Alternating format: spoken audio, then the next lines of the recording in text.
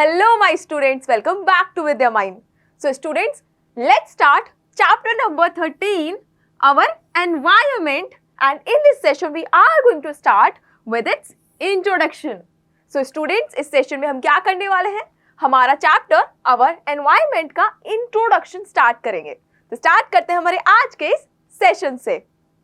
So students, हमारा जो ये chapter है ये based है किसके ऊपर? Environment के ऊपर, right? हमारा जो एनवायरनमेंट है उसके कंपोनेंट्स वगैरह हम इस चैप्टर में बहुत अच्छे से डिस्कस करने वाले हैं. So the question arises, what do you mean by environment? ये हमारा एनवायरनमेंट होता क्या है? तो स्टूडेंट्स देखिए, हमारे आसपास जितनी भी चीजें हैं ना हमारे सराउंडिंग्स में, वही सब क्या है हमारा एनवायरनमेंट बनाती हैं.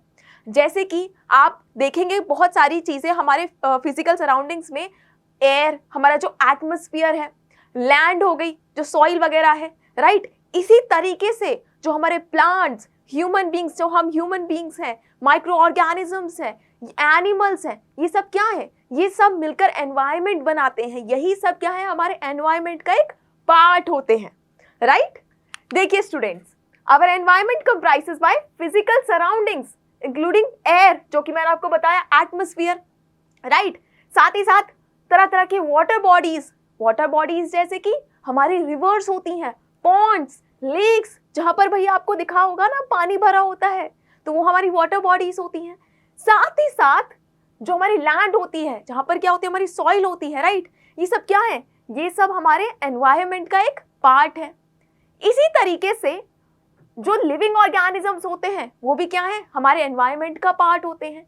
जैसे कि plants, animals, humans and microorganisms, these also are part of our environment, right. Microorganisms जैसे बहुत छोटे organisms ना, जिन्हें हम अपनी naked eyes से नहीं देख सकते, जैसे कि आपका बैक्टीरिया हो गया, फंजाई हो गए, जिन्हें हम क्या बोलते हैं?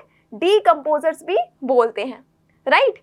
यहाँ पे आप देख सकते हैं इस इमेज में, यहाँ पर वाटर बॉडीज भी हैं, यहाँ पर तरह तरह के लिविंग ऑर्गेनिजम्स आपको दिखाई दे रहे होंगे, यहाँ पर आपको लैंड भी दिखाई दे रहा है, राइट. ये जो आपको दिखाई दे रहा है ये क्या है? ये भाई एक तरह से एनवायरनमेंट ही है ना, राइट.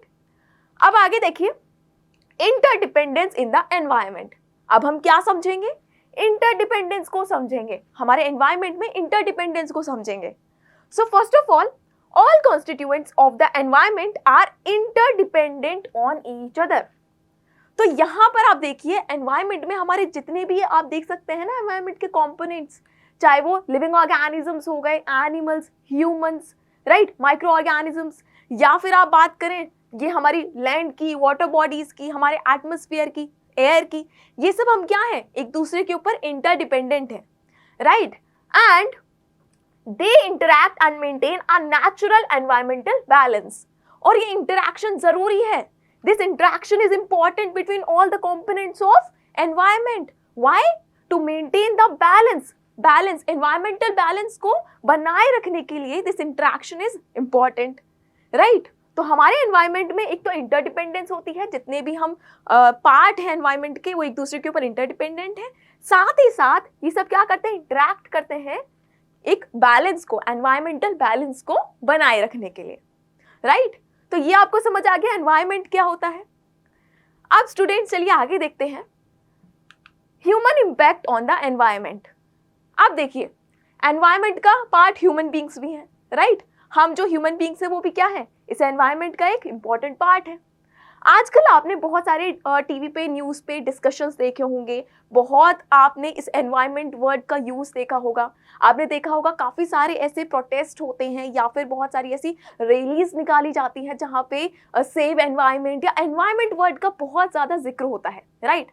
बट ऐसा क्यों होता है? कभी आपने सोचा है? कभी आपने इसको थॉट दिया है क्यों हो रहा है? तो उसे समझने के लिए पहले देखिए, environment is commonly used in discussions, news and daily conversations. People emphasize the importance of a healthy environment in today's world. आजकल के करंट टाइम में अगर देखें तो लोग जो हैं वो हेल्दी एनवायरनमेंट को लेकर भाई बहुत एम्फसाइज करते हैं ना इसकी इंपॉर्टेंस, कि हेल्दी एनवायरनमेंट बहुत ज़रूरी है, हेल्दी एनवायरनमेंट इज इम्पॉर्टेंट. क्यों करते हैं? बताइए क्यों करते हैं? सबसे पहला हमारा रीज़न है ह्यूमन बींग्स. हम देखिए, हम जो ह्यूमन बींग्स हैं, व्हाट वी डू, हमारे आसपास जितनी भी चीजें प्रेजेंट होती हैं, we modify them for our benefit, right. हम ह्यूमन बींग्स जो हैं, हमारा ये बहुत यूनिक फीचर है, हमारे पास आसपास जितनी भी चीजें होंगी हम उन्हें मॉडिफाई कर देते हैं जिससे हमें बेनिफिट हो, राइट। इसी तरीके से हमारे पास एनवायरनमेंट प्रेजेंट है, एनवायरनमेंट में हमें डिफरेंट डिफरेंट कंपोनेंट्स मिलते हैं। हमने देखा ना, तरह तरह के एनिमल्स, प्लांट्स सब प्रेजेंट है हमारे पास, वाटर बॉडीज। हमने क्या किया है, हमने उनको अपने तरीके से मॉडिफाई कर दिया है कि किस तरीके से हम उनका पूरा यूज ले सकते हैं। So human beings are unique as they modify the natural environment to meet their needs for food, clothing, housing, transportation, industry etcetera. ये हमारी जो नीड्स हैं इन्हें पूरा करने के लिए हमने एनवायरनमेंट को इस तरीके से मॉडिफाई कर दिया है कि हमारी ये जो नीड्स हैं वो पूरी होती रहे, राइट। और इसकी वजह से हम क्या कर रहे हैं, इसकी वजह से हम एनवायरनमेंट का एक ओवर यूज कर रहे हैं, राइट। क्या कर रहे हैं, एनवायरनमेंट का ओवर यूज कर रहे हैं, और इसकी वजह से बहुत सारे इश्यूज भी क्रिएट हो रहे हैं, राइट। यहाँ पर देखिए, uncontrolled human activities often lead to environmental imbalances and damage. So we human beings, we know when to start, but we don't know where to stop, right? तो हमें ये पता है कि हमें स्टार्ट कर देना है, हमारे पास हमारे सामने अगर एक ऐसी चीज़ है जिसे हम अपने बेनिफिट के लिए यूज़ कर सकें, तो हम क्या करते हैं, what we do, we use it for our benefit until it depletes, जब तक ये डिप्लीट नहीं हो जाती। सेम चीज़ हमने की है एनवायरनमेंट के साथ। हमारे पास एनवायरनमेंट प्रेजेंट है, हमारे सामने है, तो हम क्या कर रहे हैं, उसके पास जितनी भी कंपोनेंट्स प्रेजेंट हैं हम उन्हें उनका ओवर यूज़ करते जा रहे हैं, राइट। हम उन सारे कंपोनेंट्स को ओवर यूज़ करते जा रहे हैं, जिसकी वजह से ये हमारी अनकंट्रोल्ड ह्यूमन एक्टिविटीज़ की वजह से ये जो बैलेंस है ना एनवायरनमेंट में, ये जो बैलेंस है ये क्या हो रहा है, खराब हो रहा है, डिस्टर्ब हो रहा है, राइट। तो क्या हो रहा है, हमारी इन अनकंट्रोल्ड ह्यूमन एक्टिविटीज़ की वजह से ये एनवायरमेंटल बैलेंस खराब हो रहा है और डैमेज हो रहा है, राइट। सो एनवायरमेंटल कंसर्न्स बढ़ते जा रहे हैं, जैसे कि human action such as pollution and deforestation are increasingly impacting the balanced and healthy environment। और ये हमारी अनकंट्रोल्ड ह्यूमन एक्टिविटीज की वजह से क्या हो रहा है, हम पोल्यूशन ज़्यादा बढ़ा रहे हैं भाई, एनवायरनमेंट में जो पोल्यूशन है वो बढ़ता जा रहा है, राइट। साथ ही साथ डिफॉरेस्टेशन भी बहुत ज़्यादा बढ़ता जा रहा है।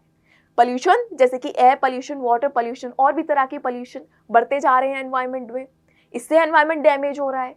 साथ ही साथ जो ये डिफॉरेस्टेशन है, डिफॉरेस्टेशन से क्या मतलब है आपका, what do you mean by deforestation, clearing of forest for land, land निकालने के लिए भाई, लैंड यूज करने के लिए जो फॉरेस्ट है, उनके जो ट्रीज है उनको कट डाउन कर दिया जाता है, उसी को हम डिफॉरेस्टेशन बोलते हैं, राइट। तो ह्यूमन बींग्स बहुत ज़्यादा डिफॉरेस्टेशन भी कर रहे हैं, इसकी वजह से जो हमारा एनवायरनमेंट है वो डिस्टर्ब हो रहा है, उसका जो बैलेंस है वो बिगड़ रहा है, और हम क्या कर रहे हैं, हमारे एनवायरनमेंट को खराब कर रहे हैं, डैमेज कर रहे हैं, राइट। यहाँ पे आप देखिए, आप देख सकते हैं, जब तक ह्यूमन बींग्स क्या करते हैं, एक लिमिट में होकर, एक लिमिटेड वे में एनवायरनमेंट को यूज करते हैं, तब तक एवरीथिंग इज फाइन। आप यहाँ देख सकते हैं, right, in this picture you can see everything is fine when our activities are controlled. But यहाँ पे आप देखो दूसरी साइड पर क्या हो रहा है, हमने क्या किया, यहाँ पर एनवायरनमेंट को ओवर एक्सप्लॉइट कर दिया। What we have done, we have taken out everything from the environment, and that is why you can see nothing is left, nothing is left here। ना कोई आपको वाटर बॉडी दिखाई दे रही है, सूख चुकी है, राइट, ना आपको कोई प्लांट्स दिखाई दे रहे हैं, क्यों, क्योंकि यहाँ पर ओवर एक्सप्लॉइटेशन हो गया एनवायरनमेंट का।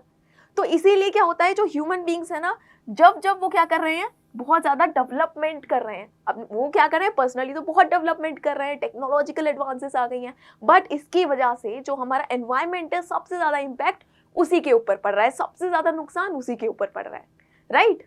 तो ये आपको बहुत अच्छे से समझ में आ गया ना कि एनवायरनमेंट क्या है। इस सेशन में हमने क्या समझा, एनवायरनमेंट के बारे में समझा कि एनवायरनमेंट क्या है, साथ ही साथ हमने समझा डिफरेंट कंपोनेंट्स के क्या क्या कंपोनेंट्स होते हैं, एंड एज वेल एज जो ह्यूमन है, ह्यूमन बींग्स का क्या इम्पैक्ट पड़ रहा है एनवायरनमेंट पे।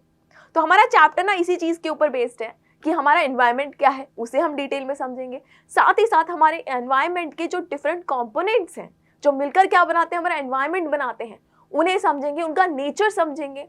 क्यों, क्योंकि हमारे एनवायरनमेंट में लिविंग और नॉन लिविंग दोनों तरह की चीज़ें प्रेजेंट होती हैं, राइट। और किस तरीके से हमारे एनवायरनमेंट का हम एक प्रॉपर तरीके से यूज़ कर सकते हैं बिना एनवायरनमेंट को नुकसान पहुंचाए हुए कैसे इनके बीच में एक बैलेंस बनाए रख सकते हैं, यही सब चीजें हम डिस्कस करेंगे इस चैप्टर में, टॉपिक बाय टॉपिक। तो मिलते हैं स्टूडेंट्स हमारे नेक्स्ट सेशन में, तब तक के लिए keep watching Vidya mind. Thank you very much.